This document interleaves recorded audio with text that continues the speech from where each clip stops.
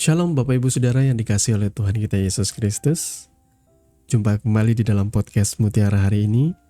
Sahabat bertumbuh dalam saat teduh yang seperti biasa hadir membawa keresahan dan persoalan di dalam hidup. Kita angkat untuk menjadi renungan yang kiranya membangkitkan kekuatan iman. Dan bagaimana kabar Bapak Ibu Saudara di kesempatan kali ini? Kami selalu berharap saudara ada dalam keadaan sehat, senantiasa dilimpahkan berkat rahmat dan segala kebaikan oleh Tuhan kita Yesus Kristus, dimanapun saudara berada. Podcast Mutiara ini kesempatan kali ini memasuki episode yang ke-324, yang kali ini akan mengangkat judul Jemaat Mula-Mula versus Jemaat Masa Kini.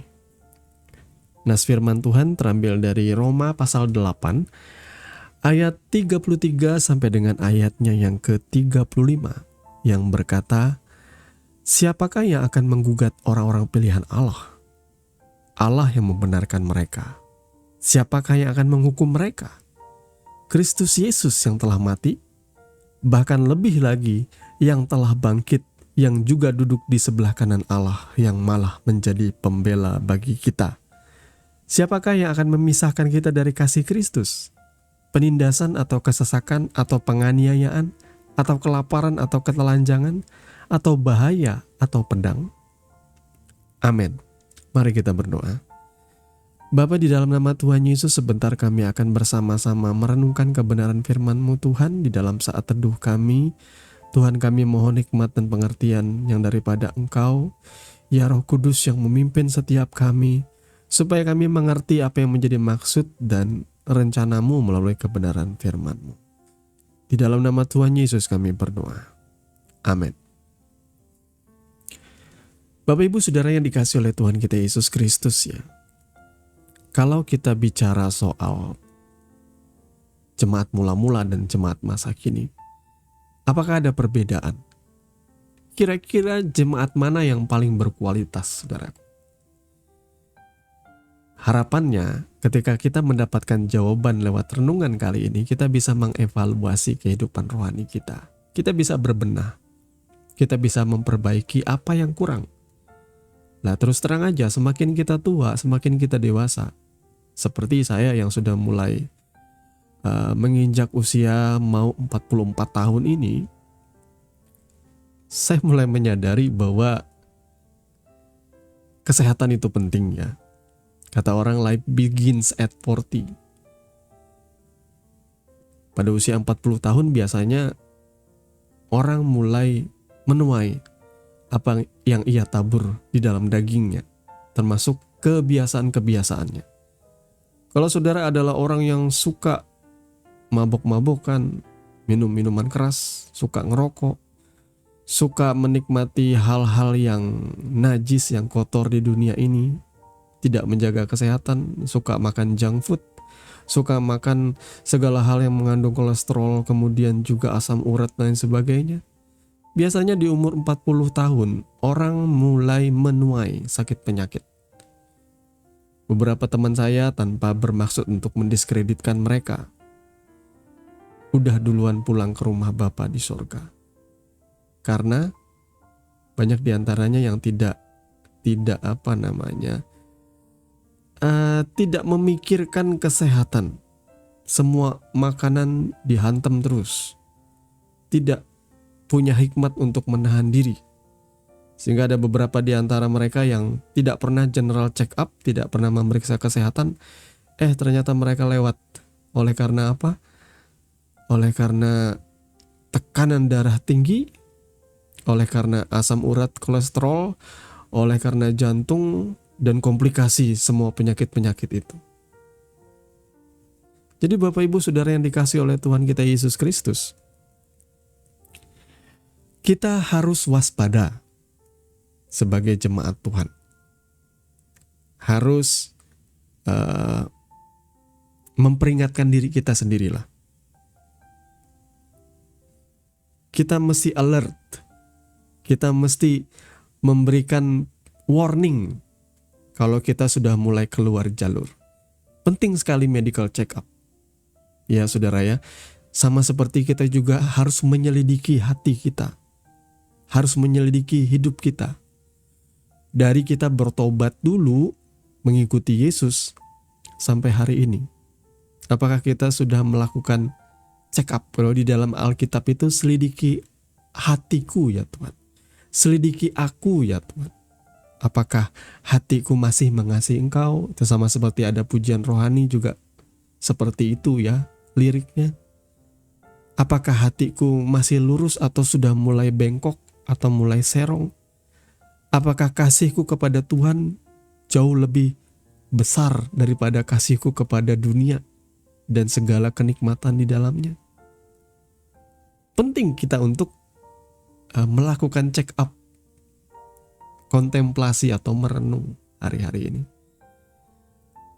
Kalau progres kehidupanku tidak menjadi lebih baik, maka aku harus memperhatikan di mana aku belok atau di mana hatiku mulai serong.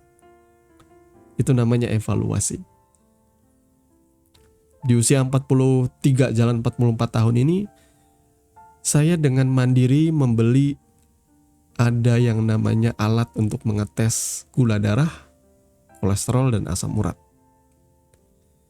Setelah saya cek, saudaraku ya, ternyata mengagetkan. Gula darah saya normal, asam urat saya juga normal. Tapi yang ternyata tidak normal, yang melampaui batas ialah kolesterol. Kolesterol yang tinggi. Kadar kolesterol saya tinggi. Ya saudara ya. Sehingga akhirnya setelah saya melakukan check up secara mandiri, saya memutuskan saya harus olahraga. Jadi setiap pagi saya meluangkan setelah mengantar anak sekolah, saya harus jalan sehat atau saya harus jogging. Minimal 1 jam. Saudara ya, kalau enggak saya akan berolahraga mandiri di rumah dengan harapan ya kolesterol saya turun, kemudian juga perut saya yang buncit ini karena ada banyak lemaknya juga turun, saudara ya. Harapannya seperti itu. Karena saya juga ada baca literatur bahwa kalau kita melatih diri kita jalan sehat, ya, jalan paling enggak 45 menit lah. Jalan itu baru ada manfaat pembakaran lemaknya. Kata literatur kesehatan itu sekitar 30-45 menit ya. Kalau cuma jalan 10 menit tidak akan ada pembakaran lemak yang signifikan. Yang kedua juga akan berguna untuk menguatkan otot dan tulang kita khususnya di masa tua. Supaya kita di masa tua tidak sampai tulangnya keropos atau mulai jalan pakai tongkat seperti itu ya, atau lumpuh tidak bisa jalan ya karena tidak berolahraga. Akhirnya saya meluangkan waktu berolahraga dan puji Tuhan kolesterol saya mulai turun. Dan ada manfaat lain yang saya rasakan ialah saya biasanya malam sering kali ngorok ya dengan suara yang keras, sekarang sudah tidak lagi. Setiap kali saya berolahraga tidak lagi. Tapi kalau saya skip olahraga biasanya saya akan ngorok lagi, saudara ya. Karena pernafasan mungkin ada hubungannya dengan jantung ya. Nah, sekarang apa hubungannya jemaat mula-mula dengan jemaat masa kini? Lewat renungan ini kita mau check up. Jemaat mula-mula, mereka luar biasa radikal. Dalam tanda kutip, bukan radikal membela agama sampai membunuh orang ya, atau melakukan tindakan-tindakan anarkis, tidak. Bahkan di dalam Alkitab kita ada satu kaidah. Saat kita menyampaikan berita Injil, artinya keselamatan di dalam Kristus Yesus. Karena Injil itu artinya kabar sukacita, bahwa setiap kita yang berdosa ini menemukan jalan keselamatan di dalam Yesus Kristus. Itulah hakikat dari Injil, saudara ya. Jadi kalau memberitakan Injil, kita sedang memberitakan tentang kabar baik. Bahwa saudara bisa diselamatkan, saudara bisa diampuni, saudara bisa dipulihkan kembali oleh penebusan darah Kristus Yesus di atas kayu salib. Nah, mereka radikal, mereka sungguh-sungguh jemaat mula-mula ini. Karena mereka memang dalam keadaan yang tidak ada pilihannya. Mereka harus sungguh-sungguh. Di masa itu, jemaat mula-mula diperhadapkan dengan yang namanya penganiayaan. Pertama-tama penganiayaan itu timbul dari sesama bangsanya sendiri. Kedua dari pemerintahannya, dari kekaisaran Romawi. Jadi saudaraku, dalam keadaan yang seperti itu, dalam atau di tengah-tengah kesulitan itu, mereka terbentuk iman mereka dengan sangat kuat, dengan sangat keras. Tidak bisa yang namanya mengikuti Tuhan itu setengah-setengah. Kalau yang setengah-setengah, sedikit dianiaya mereka akan mundur. Saudara ya, sedikit mengalami kesulitan mereka akan menyerah. Nah, bedanya dengan jemaat sekarang apa? Apakah sekarang ada penganiayaan? Kalaupun ada, itu cuma di beberapa tempat-tempat saja, di beberapa wilayah di Indonesia memang masih ada ya. Perlakuan-perlakuan intoleran atau persekusi atau penganiayaan terhadap orang-orang Kristen, orang-orang percaya. Berapa di antaranya gereja akhirnya tidak bisa dibangun, ada penolakan pembangunan gereja. Padahal rumah ibadah dari agama lain, agama mayoritas, itu bebas dibangun, bahkan per 1 atau 2 kilometer bisa berdiri dengan gampangnya. Sementara bagi orang Kristen dan agama-agama minoritas yang lain, selalu ada penentangan dengan alasan warga menolak. Padahal istilahnya konstitusi kita, Undang-Undang Dasar 1945, Pancasila, itu sudah menjamin kebebasan setiap umat untuk memeluk agama dan melaksanakan ibadahnya tanpa ada intimidasi, tanpa ada persekusi, tanpa ada gangguan. Tapi secara overall, secara keseluruhan, penganiayaan yang terjadi di masa kini itu sedikit. Saudara masih bisa beribadah, berbakti, bahkan orang bisa menyuarakan isi hatinya lewat YouTube, sosial media, semua bebas menyampaikan ekspresi atau mengekspresikan imannya. Ya, saudaraku, bagaimana dengan jemaat Tuhan masa kini? Masih adakah kesungguhan saudara? Sedikit mengalami ujian yang notabene datang dari diri sendiri, atau tantangan sedikit dari keluarga, langsung menyerah. Sedikit umur sudah mulai mau kepala 30, kemudian belum kunjung dapat jodoh, akhirnya kecewa dengan Tuhan, dan akhirnya memutuskan untuk pindah keyakinan, menjadi murtad, meninggalkan Tuhan. Yang penting dapat exposure. Semua orang sudah mulai dinindabobokan oleh kenyamanan. Masa kini memang identik dengan kenyamanan. Nah, supaya saudara relate ya, gak usah jauh-jauh lah kita melihat di namanya jemaat mula-mula dan perbandingan dengan jemaat masa kini. Gak usah jauh-jauh. Saudara lihat antar generasi aja. Ada istilah yang namanya baby boomer.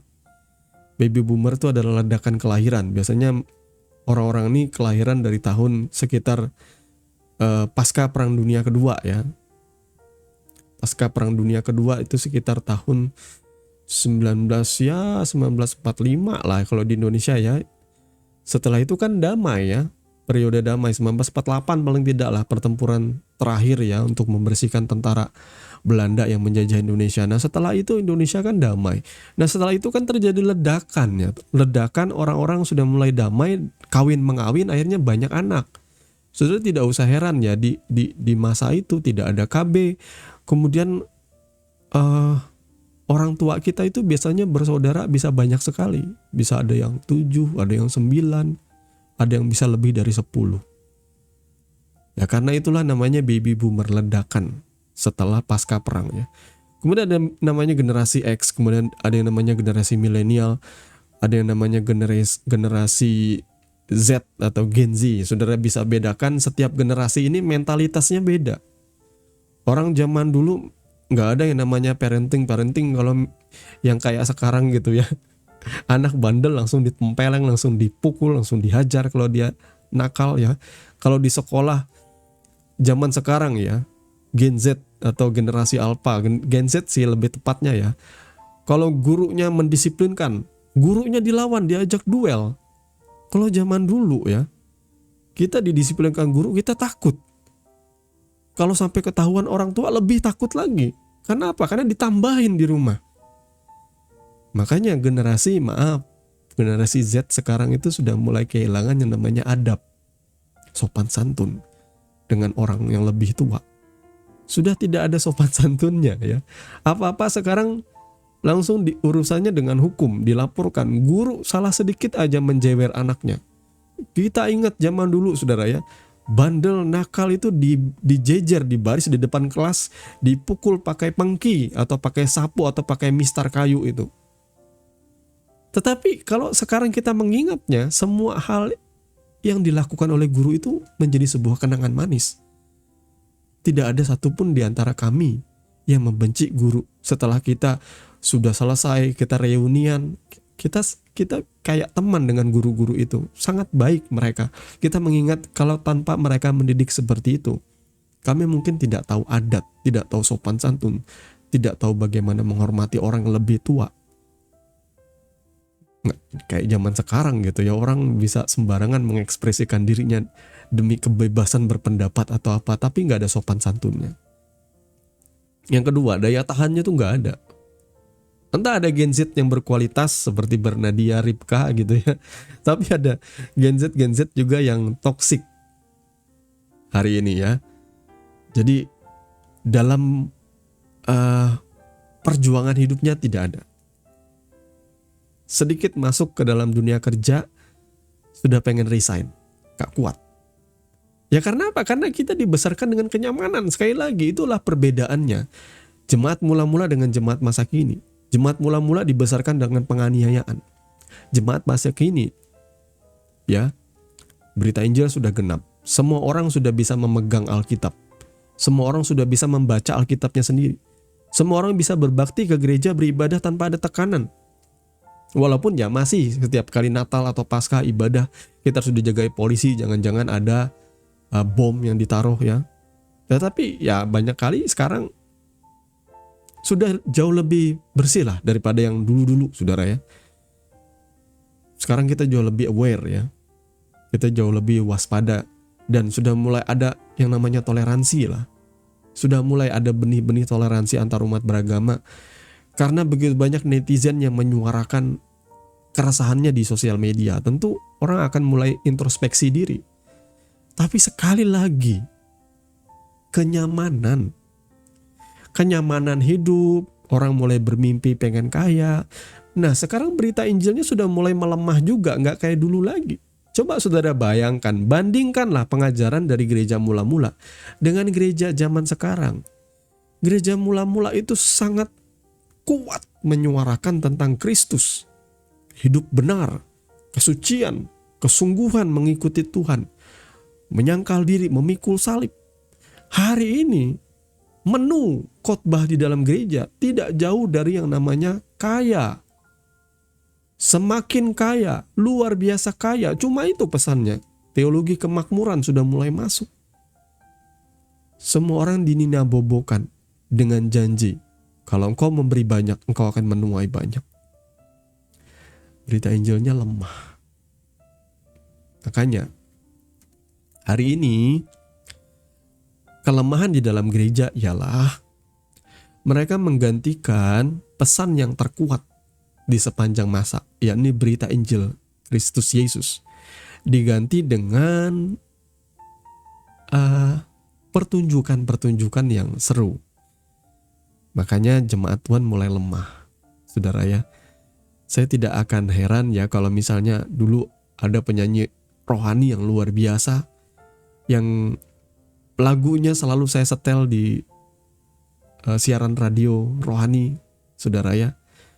Tapi yang kemudian setelah ia menelurkan sekian album rohani di beberapa tahun terakhir ini, ia akhirnya login, pindah keyakinan. Karena apa? Karena dia sudah mulai kehilangan exposure. Sebagai penyanyi rohani sudah tidak ada lagi yang ingat akan dia.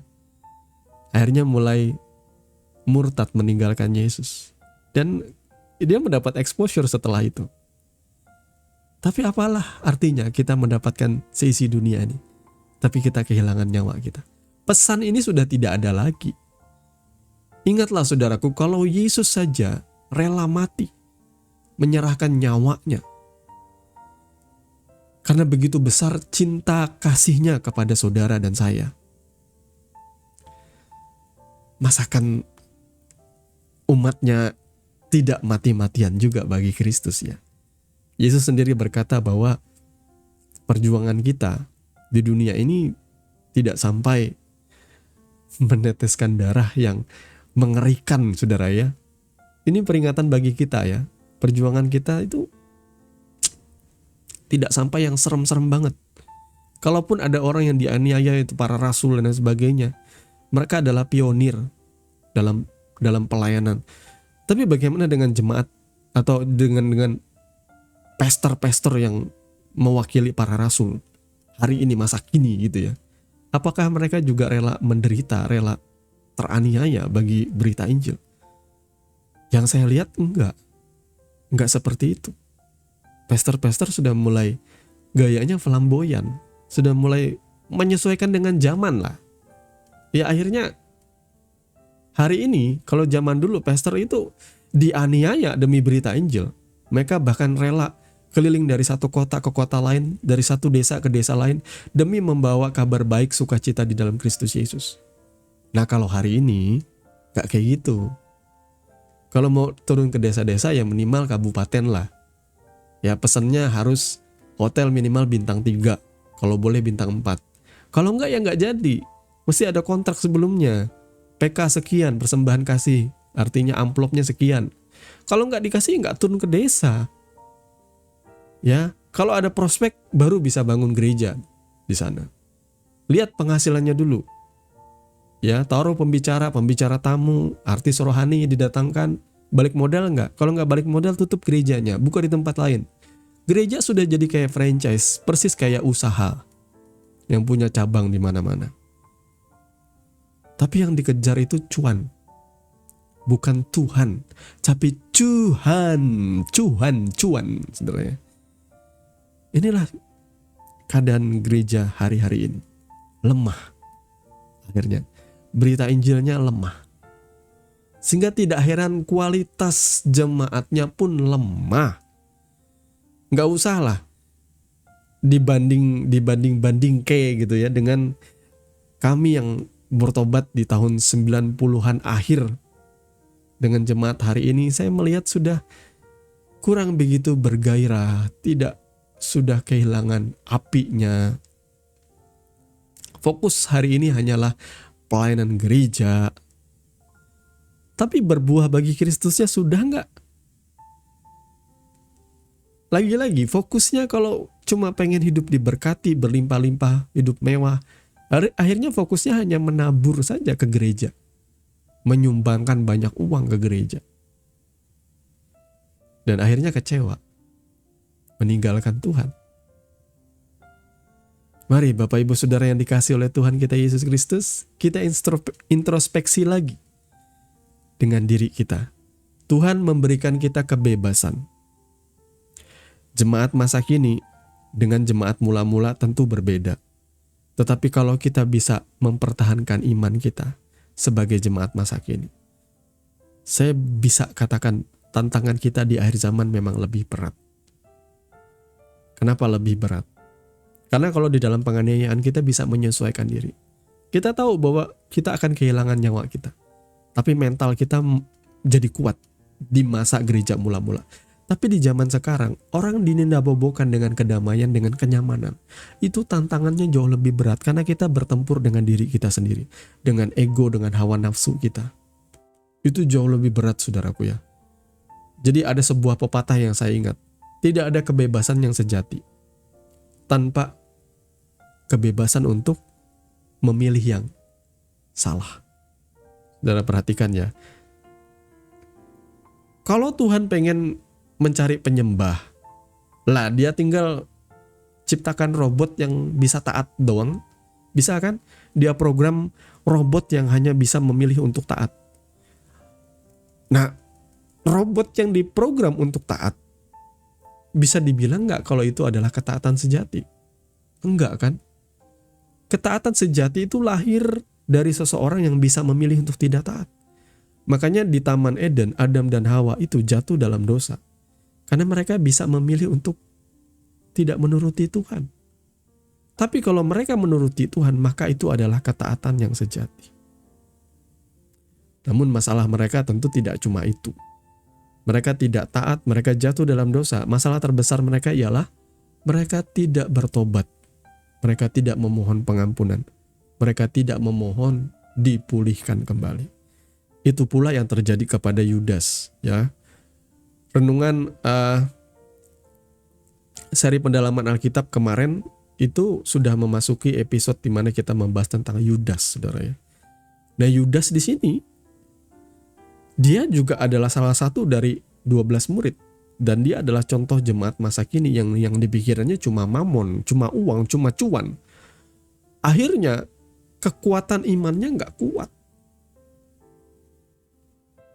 Yudas juga bisa diartikan sebagai, maaf ya, pendeta-pendeta atau pastor masa kini yang dibuai dengan kekayaan. Sehingga mereka melayani, mereka sedang menjual Yesus demi 30 keping uang perak. Mereka nggak fokus kepada esensi ilahi dari Kristus. Mereka fokusnya kepada cuan atau keuntungan diri sendiri. Pelayanan mereka bagi mereka adalah cuan. Ketika tidak cuan, moh atau enggan mereka melayani. Akhirnya Yudas jatuh. Ketika Yudas jatuh dan ia menyadari kesalahannya, ia tidak bertobat. Ia tidak seperti Petrus yang mengakui kesalahannya dan datang kepada Yesus. Yudas jatuh di dalam rasa bersalah dan ia memilih untuk mengakhiri hidupnya dengan cara gantung diri. Saudara, ini adalah contoh sekali lagi bagi kita. Tidak ada orang yang benar. Karena apa? Karena saya dan saudara lahir ke dunia ini di dalam daging. Dan di dalam daging kita itu melekat yang namanya keinginan dunia, hawa nafsu. Selama kita masih mengenakan kemah ini, seumur hidup kita harus menyangkal diri, memikul salib, dan mengikuti Yesus. Menyangkal diri artinya kita harus menguasai hawa nafsu kita dan berkata tidak kepada keinginan-keinginan di dalamnya. Karena setiap keinginan-keinginan daging, keinginan mata, keangkuhan hidup, itu ada benih dosa. Dan kalau benih itu tumbuh dan matang, ia akan berbuah maut.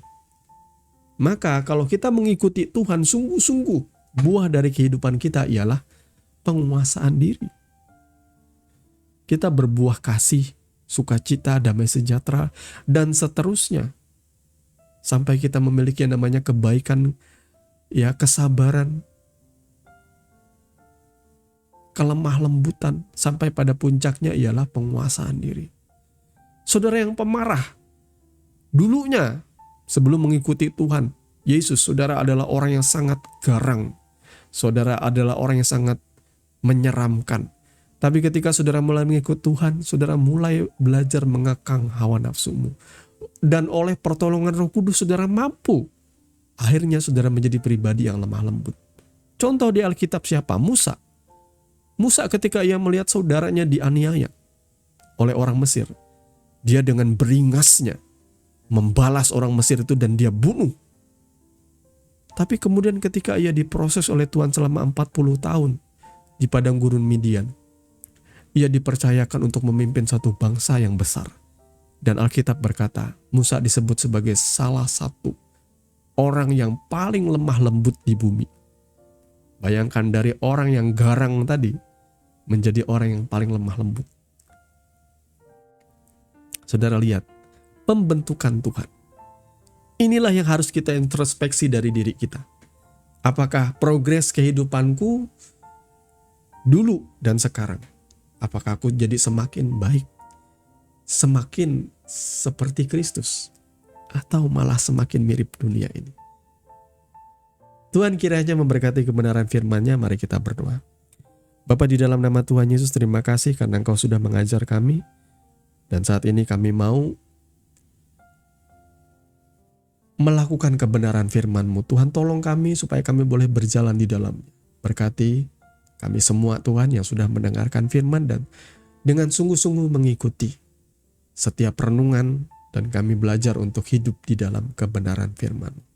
Dalam nama Tuhan Yesus kami berdoa. Haleluya. Amin. Saudaraku yang dikasihi Tuhan, saudara sudah mendengarkan kebenaran firman yang kiranya boleh menjadi dasar dan kekuatan di dalam setiap kehidupan saudara. Sampai bertemu lagi di podcast Renungan Firman Mutiara hari ini yang berikutnya. Kasih karunia menyertai saudara sekalian. Shalom.